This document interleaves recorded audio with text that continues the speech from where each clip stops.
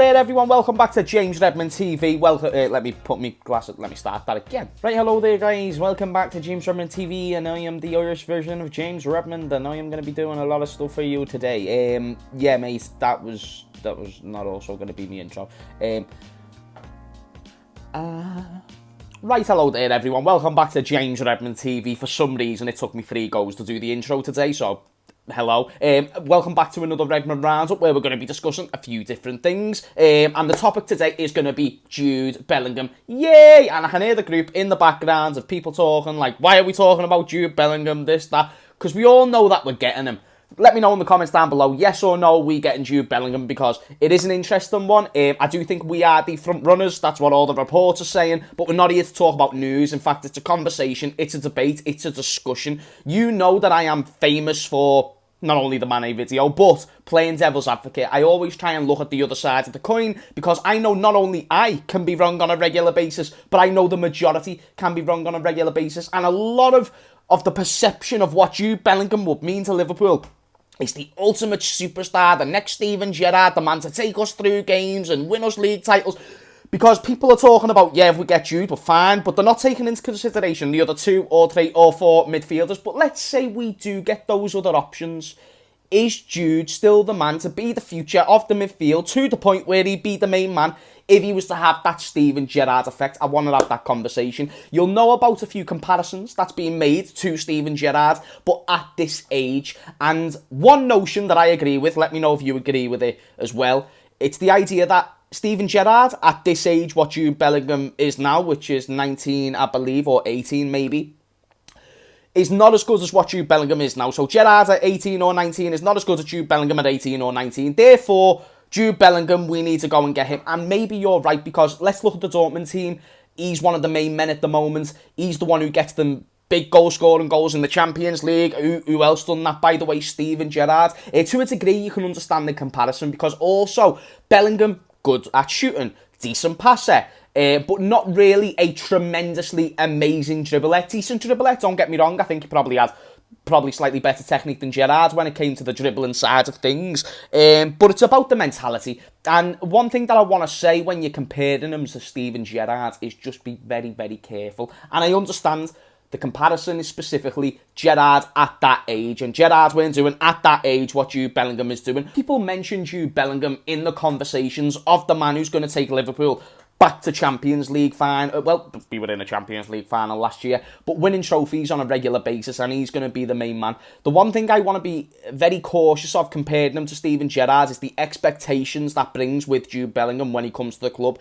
Let's not forget he is only 18 or 19, and let's not forget it takes a lot, and I am talking, you've got to be there in the best moments, you have to hit the ball in the sweetest way, and Gerrard's done that on a regular basis. If you think that Jude Bellingham's going to be able to replicate the leadership, the transparency, the galvanisation of the team, because even though we had terrible teams, Gerrard would somehow still find a way to bring the team together as shit as it was. That's why we were able to get top 4 multiple times. That's why he was able to drag us out of games, because he was the leader by example. Jordan Henderson is a leader verbally. He's a leader how he takes care of himself, and people can look at him in that fashion of an example. Gerrard is the example of, I can't do what you can.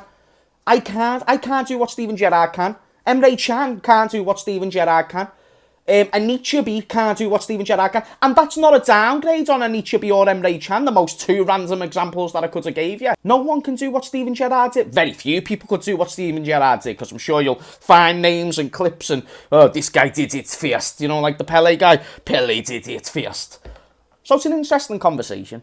But I do think Jude Bellingham is the right option. Is he my number 1 option? Absolutely. Would I pay 130 million for Jude Bellingham? Yes.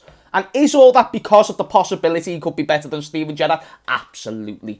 I would give me Jude Bellingham all over my juicy chips, please, because that would be amazing. Just in terms of the excitement, the big name value signing, but as big as the signing will be, that means just as much risk. And with that much risk, if we go and buy Jude Bellingham, he doesn't have the impact that we all anticipate or would anticipate from a player who is 130 million, next Steven Gerrard, better at this age than what Gerrard. If we expect all these things and he doesn't fulfil that, that's interesting. That's very interesting. And we also know about the things that can happen to young players. Listen, I've seen so many players, past, present, and will do future, who are going to be elite at a young age and then just don't develop to or end up being able to sustain the longevity of maintaining that season in, season out. Eden Hazard, prime example. Really long prime, but couldn't do it as long as Messi or Ronaldo, which is probably the difference of him being in the conversation with those players. And then when you look at Michael Owen, if he goes and does the shit that he needs to do from the age of when he was 19, 20, 21, imagine where Michael Owen could be, because Michael Owen was sensational. I'm not going to say greatest striker of all time. Is he going to be in that conversation? Yes. Why? Because young Michael Owen was already in that conversation. And I think, could have ended up easily being the best English striker. But again, that's from what I've seen. There's always a risk for these players for it to go wrong when they just get 2-3 years down the line. An injury, couple of bad games, comes in, can't adapt to the Premier League. Literally anything can cause that. Not to mention he will get significantly less space in the Premier League than what he would in the Bundesliga, which is why we need to accommodate him with world-class players. A few of them will be on the screen. Quick little plug, no more than 15 seconds, so don't click off. We're currently doing, if you buy the Trent Alexander-Arnold limited edition shirt, then you'll have a chance of winning a PS5. You'll be entered into a raffle, and you never know, you might win a PS5. Not loads of people have entered right now. We've had an overwhelming amount of support on the shirts, but we've only got about 15 people in this raffle for the PS5 at the moment, so not astronomically impossible to go ahead and win it if you go ahead and buy a limited edition Trent t-shirt. But also, we've got If Buts Maybes t-shirts, we've got caps and stuff. Not this cap, but we've got caps. So go and check that out, link in the description. Last thing, 10% of each sale that we make also goes to the St. James's charity, which is a mental health charity for young men, which in a time like right now, in a time like the past few years and the times we've got ahead, I think it's very important to add an emphasis on young men and the mental health. I know the majority of people who watch this video is probably young men also, and that's the demographic that I reach. And I also want to know that I want to let you know I've been that person. I am that person from time to time where I question my position in the world and I question where I stand and the person that I am and the value that I bring. That being said, it's always good to support one another. That's what humans thrive off. That's how we've literally built the universe that we're in right now. And therefore, to support each other in any little way I can support a charity like that is something that I've always intended to do. So shout out to my best friends, and that was well more than 15 seconds, but let's get back into the video. Top link in the description, by the way.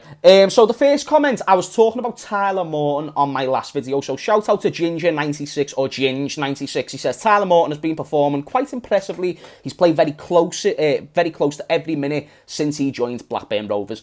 He's made a few mistakes while being there, very similar to Harvey Elliott, but it's good that he's making those mistakes as he's learning. This loan is definitely what he needed, because I believe Morton will be a starter for Liverpool in the near future. 2, maybe 3 years in brackets. I mentioned in the last video, I am fine with having Tyler Morton in the squad. It's always amazing to see youth academy products come and develop into the team, but he cannot come back from Blackburn Rovers and be the main starter week in, week out. What is promising from an individual, Ginge96, who seems to have been following Morton a little bit this season, sounds like he's doing well, and he's making those mistakes, getting them out the system. I always say this, it's good to get the mistakes out the system at a young age in a tough league like the Championship, because listen, there's not many leagues that are going to bring the intensity like the Premier League, but the Championship is one of those that can at least match it to a degree. Harvey Elliott massively benefited of going to the Championship, and I wish we'd done the same with Curtis Jones. I think if we give Curtis Jones a loan spell or two,